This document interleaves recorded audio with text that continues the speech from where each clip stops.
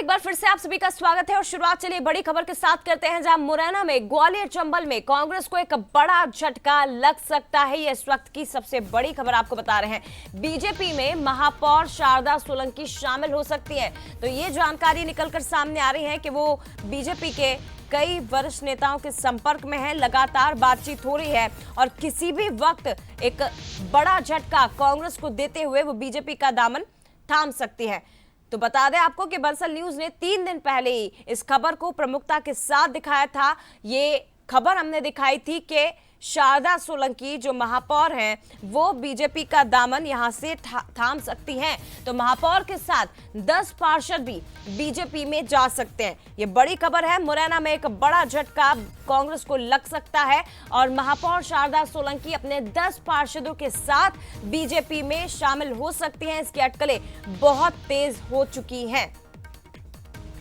तो ये बड़ी खबर है। हालांकि आपको जानकारी दे दें कि कांग्रेस के नेताओं की तरफ से और जो जिला अध्यक्ष है उनकी तरफ से लगातार शारदा सोलंकी के साथ संपर्क साधने का प्रयास किया जा रहा है, उन्हें मनाने का प्रयास किया जा रहा है, लेकिन ये भी खबर है कि उनसे किसी तरह की बातचीत नहीं हो पा रही है।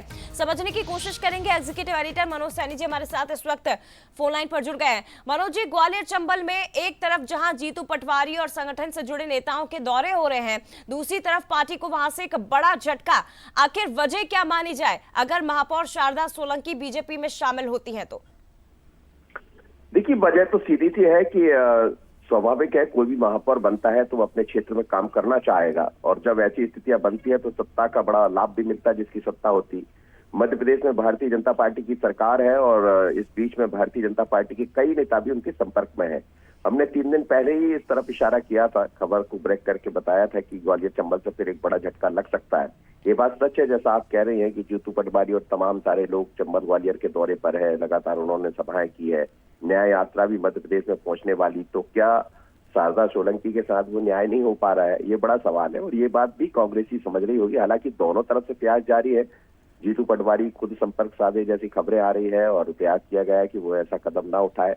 दूसरी तरफ बीजेपी की तरफ तमाम बीजेपी के, चाहे पूर्व केंद्रीय मंत्री हो, वर्तमान केंद्रीय मंत्री हो या वरिष्ठ नेता हो बीजेपी के, वो भी संपर्क में है और कहा यह जा रहा है कि 3 तारीख को ये देखने को मिल सकता है।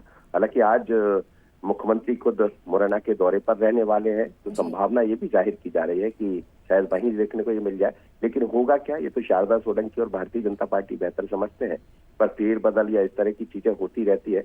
लेकिन लोकसभा चुनाव के ठीक पहले ये बड़ा झटका होगा यदि ऐसा होता है। और यदि ये भी दिखाई देता तो चर्चा ये भी है कि वो लोकसभा चुनाव भी लड़ना चाहती है। तो क्या बीजेपी उनको कहीं से अपना प्रत्याशी बनाना चाहेगी भिंडिया मुरैना से? तो ऐसे तमाम तरह के सवाल है, लेकिन ये सब अटकलें हैं जया, चलता रहता है। जब तक कोई पार्टी छोड़कर दूसरी पार्टी ज्वाइन ना कर ले, इनको अटकलें और फेरबदल का एक संभावना जाहिर की जा सकती है, पर बहुत ज्यादा संभावना है कि ऐसा होने जाए।